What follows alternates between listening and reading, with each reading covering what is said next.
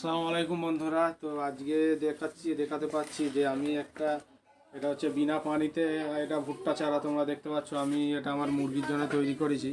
First এটা আমি করে দেখেছি, এটা পানিতেই হয়েছে। তোমরা দেখতে পাচ্ছ এখানে কোনো মাটি ব্যবহার করা হয় না।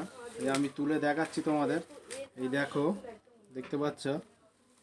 এটা আমি আমার মুরগিকে খেতে দেবো। এটা অনেকটাই প্রোটিন জিনিস।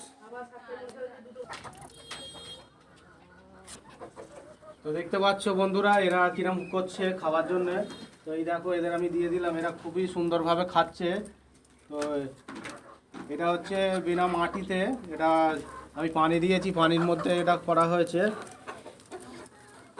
কত সুন্দর এরা খাচ্ছে দেখতে পাচ্ছ।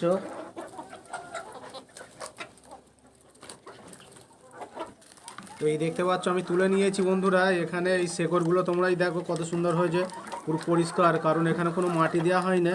আর গাছগুলো কত বড় বড় হয়েছে। এটা আমার হচ্ছে 8 দিনের গাছ। আমি পুরো প্রসেসটা তোমাদের দেখাতে পারি না, কারণ রোজা চলছিল বলে। এটা মোট 8 দিন বয়স এই গাছটার।